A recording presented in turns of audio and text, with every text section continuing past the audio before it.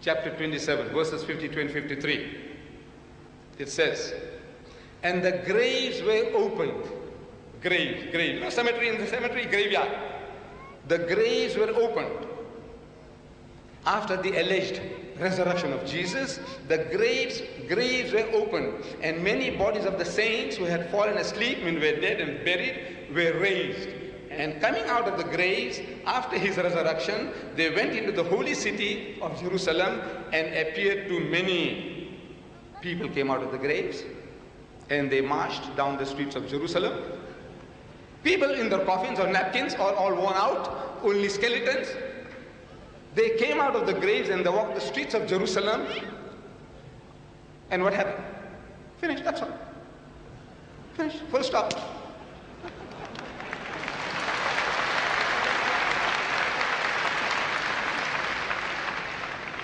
Look, when people come out of the graves and walk the streets of Jerusalem, surely people saw. And that's news. That will become world news. You know that? If people from the graves come out in Birmingham, I tell you, it'll be world news. Walking the streets of Birmingham in the napkins. It'll be news. But out of the 27 books of the New Testament, only Matthew records it. Nobody else saw it. Nobody saw it. Nobody heard about it.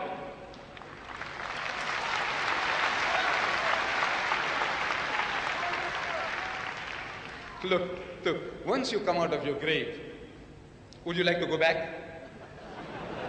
Huh? What happened to them? Where did they go? Were they transformed? Did they were taken up to heaven? What happened? Nothing, not one word. Surely, if you came out of your grave after your death, you'd like to go and meet your wife again? No? Second time? Have a second inning? Look. So, stories are half told, and the night falls before we can tell where victory lay. Where is there anything in the religious literature of man to compare with this? Agree, there isn't. Agree. But does that prove it's the word of God? No.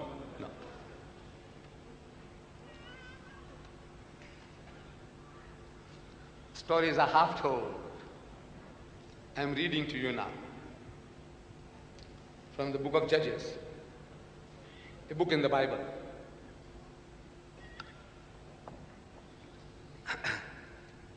After him,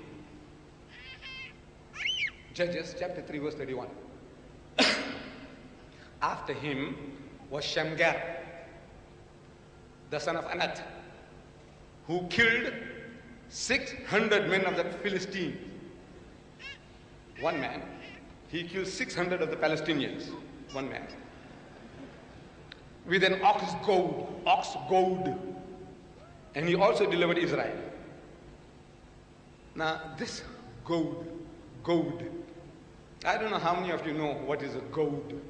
You see, the first time I read about this as a young man, I read it in the book of Acts, A-C-T-S, Acts, chapter 9, verses 4 and 5, where it says that Paul, while he was on his way to Damascus, he saw a vision of Jesus. Jesus appears to him and he says, Saul, Saul, why persecutest thou me? Why are you harassing me? What are you persecuting me for? Why kickest thyself against the pricks? And I was shocked. So what kind of a book is this? Using such filthy, dirty language. So I went out on my search as a youngster asking the priest, what is this? And the priests were helpless. They were helpless. They can't explain to me what is Jesus talking about, kicking against the... I won't repeat it. Now, in the Bible that Brother Sorrosh, he presented to me at the Royal Albert Hall, this beautiful Bible here, this is the 5th major revision. This Bible is the 5th major revision. Brother Sorrosh nods his head, it's true. 5th major revision. I didn't know. You see, I thought the King James Version, or in England they call it the Authorized Version, was the one of 1611. That it has been already through 5 major revisions. And they still call it King James. That's an anomaly. You see, in the time of King James, 1611, this Bible was brought together. Then they found there's something not altogether right, so they made a major change. Major. You understand English? Major, minor. Minor is small, major is big. It's not fiddly little things. Major. You see, this is like your great-great-great-grandfather. He made his last will and testament. And your great-great-grandfather, he made a major change in that will. And your great-grandfather made another major change in that will. And your grandfather made another major change in that will. And your father made another major change in that will. And you made another major change in that will.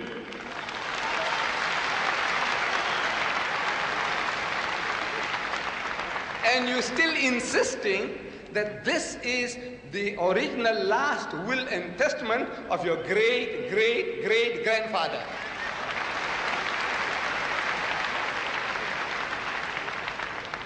Amazing use of language. Imagine the language that they're using. 5 major changes, revisions, and they still say it is the King James Version. So in this major revision, they changed the word, that offensive word, to goad, goad. Go and ask the Americans, what is a goad? When you go out, when you meet the Englishman, ask him, what is a goad? And believe me, he won't be able to explain to you, what is a goad? So, yes, I show you this.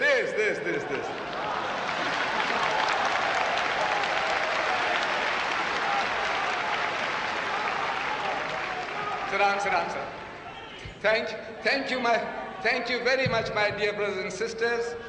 You see, to make it easy for my brothers and sisters who never heard the word, original word, they never heard the word goad, that this guy Shamgar, he used an ox goad. So I brought it for you.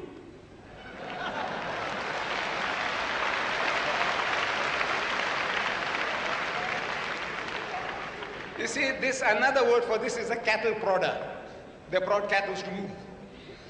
Ox goad, cattle prodder, spiked stick. There's a little nail here. Spiked stick for prodding. You know, with this stick, this Jewish lad, Shamgar, he killed 600 Palestinians with this.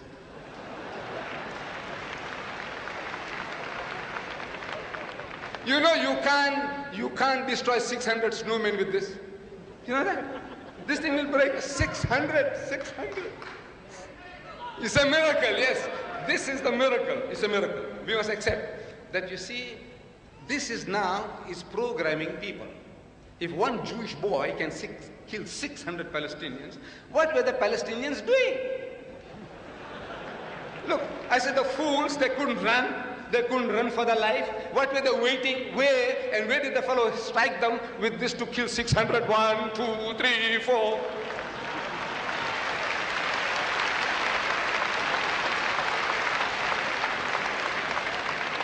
We have with us a very learned brother here on the stage. He is a psychiatrist, a man who studies psychology. He will be able to tell you, when you make people to read stories of this nature, what a certain Jewish boy did to your people, 600 of you with this stick, your psychology, your mentality, what happens to it. I'll demonstrate to you what really happens. That's not the end.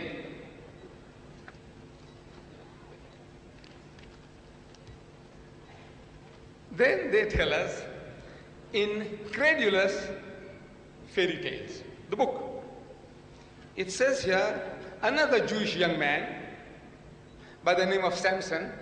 You heard about Samson and Delilah. You know the story that Cecil DeMille made famous, Samson and Delilah, David and Bathsheba. You know the stories, the films. This fellow Samson, I'm reading now this from the book of Judges, chapter 15, verses 15 and 16. He found a fresh jawbone of a donkey jawbone he found, fresh. He reached out his hand and took it and killed 1,000 Palestinians with the jawbone of a donkey. This is far more, because you see, our brother happens to be a Palestinian, he ought to know. that this is now programming taking place. Look, beautiful. One Jewish boy with the jawbone of a donkey, he kills 1,000 Palestinians. I want to know what the Palestinians were doing. You know what's 1,000? 1,000 people you kill with the jawbone of a donkey, and what they're doing?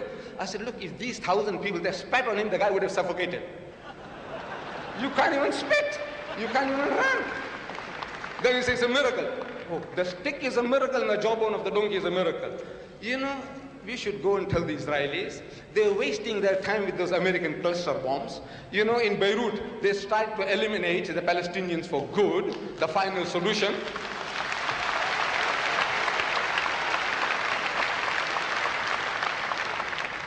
The final solution with American